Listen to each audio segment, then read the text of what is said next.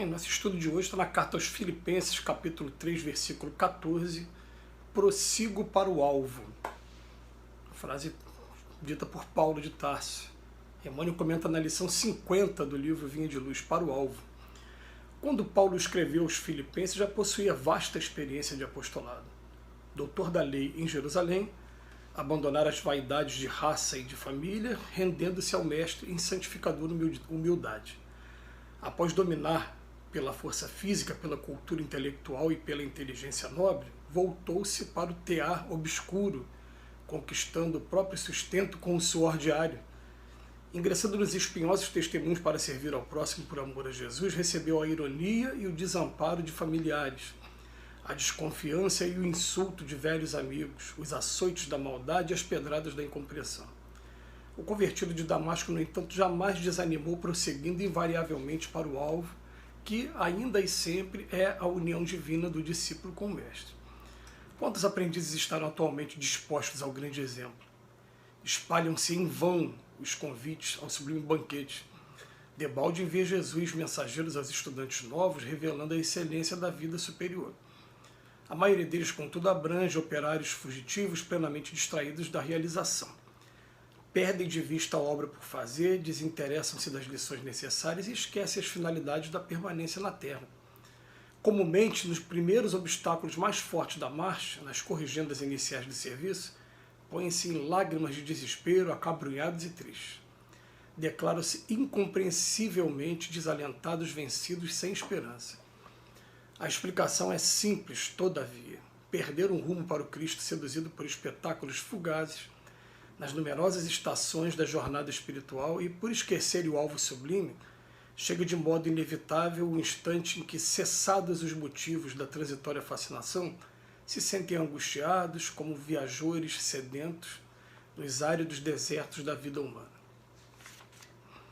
Em primeiro lugar, para a gente fazer uma análise desse texto, prossiga para o alvo. Vamos fazer uma reflexão, cada um de nós aqui. Qual é o seu alvo atualmente? A gente vai falar assim, o meu alvo é arrumar um emprego em que eu ganhe bem. O meu alvo é poder estar constituindo a minha família, é poder estar criando bem meus filhos, é poder estar deixando tudo de bom e do melhor para eles. Primeiro vamos estabelecer para a gente qual é o alvo que a gente tem. Depois que a gente estabelece o alvo, né, quais são as maneiras de eu alcançar esse objetivo que eu estou traçando para a minha vida. E vai pegar um dos exemplos, é claro, né? O exemplo de Paulo de Tarso é um dos maiores exemplos da história, um dos maiores personagens que estiveram aqui encarnados entre a gente.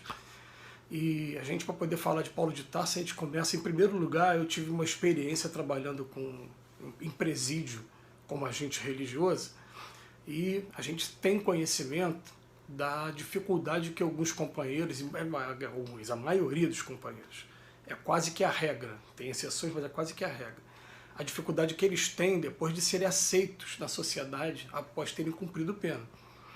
Tá? Então, em qualquer lugar que a pessoa chega, né, primeiro os murmurinhos falam, aquele ali é um ex-presidiário. Qual foi o crime que ele cometeu? Aí vão tentar estabelecer um padrão ali a partir do crime que aquela pessoa cometeu. Pois é, Paulo de Tarso cometeu o crime de assassinato, que hoje, ainda, nos dias de hoje, ainda é considerado um crime hediondo. Né?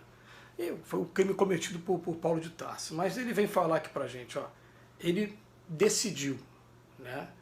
Naquele momento que ele escreve essa parte aqui do prossigo para o alto, o que ele fala assim, ó, já tinha uma experiência de apostolado, porque ele abandonou as vaidades da raça e da família, ou principalmente da família. Ele era um cidadão romano, e se a gente parar para estudar o que significava isso, ele além de ser judeu, também tinha sangue romano também, né? Podia evocar isso para se defender de qualquer problema, como realmente ele acabou fazendo até no final da vida dele, quando ele ia morrer injustamente, ele falou, então eu apelo para o César, e foi levado ao julgamento, chegou a Roma finalmente, né, preso, para poder depois lá, né, levar o evangelho e deixar o trabalho que ficou lá em Roma. Mas enfim, isso aí para a gente pesquisar depois a história dele, que é muito bonita.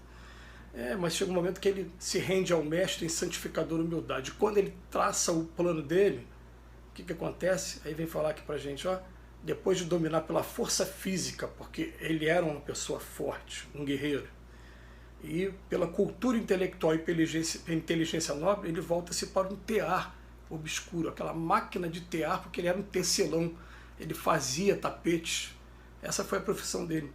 Então a gente consegue imaginar, né, uma pessoa que estava lá com todas aquelas pompas, todos os privilégios da sua época, do seu povo, e vai ser um tecelão, ficar primeiro 3 anos no deserto, e tem uma simbologia, mas vamos interpretar isso simbologicamente, mas também literalmente.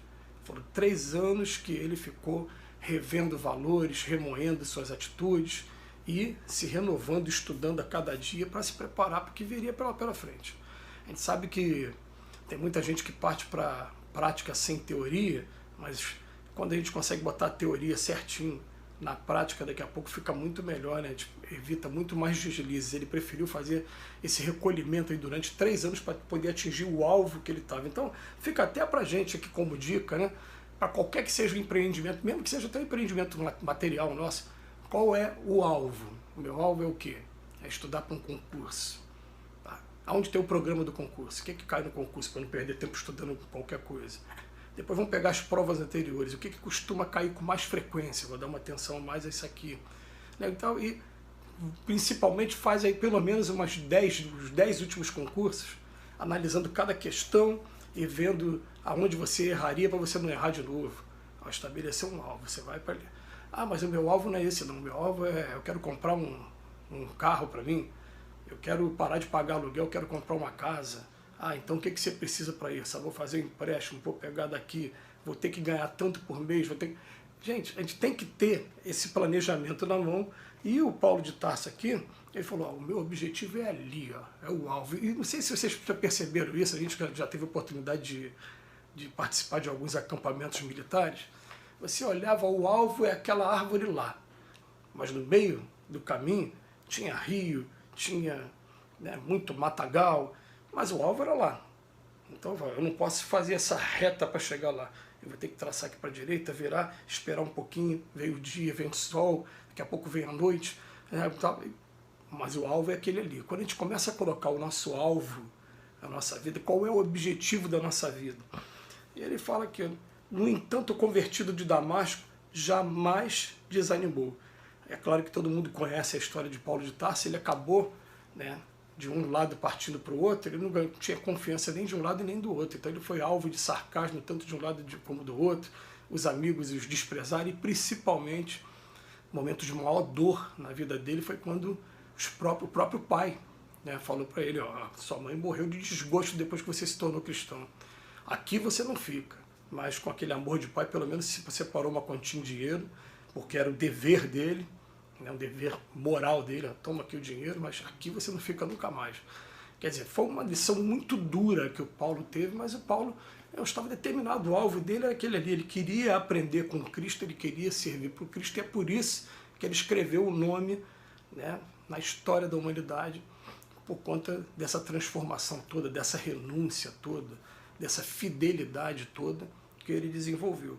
E é um exemplo para a gente usar, é claro. Aí depois o Emmanuel vem falar o que acontece com a gente. Ó, a gente está recebendo diversos convites o tempo todo. Mas o que acontece? A maioria dos primeiros obstáculos, nos primeiros desafios, a gente acaba desistindo, a gente acaba se colocando em lágrimas de desespero quando vem a corrigenda, né, dos defeitos que a gente tem. Ou então, uma coisa que a doutrina espírita vem ensinando que é maravilhosa, eu tenho que aprender a respeitar os defeitos que eu tenho, aprender o máximo quais são as consequências desses defeitos, o que eles vão trazer, em primeiro lugar, para o próximo de prejuízo, depois de prejuízo para mim, eu coloco até o próximo antes até do que a mim. É claro que sempre que traz para o próximo, traz para mim também, né? Mas é só um jogo de palavras aqui. E a partir daí, ó, determinação, foco, não desistir, não, jamais. A gente sabe que a gente vai cair um monte de vezes, eu agora não quero saber quantas vezes eu vou cair, eu quero saber quantas vezes eu vou me levantar e quantas vezes eu vou tocar o meu caminho, né?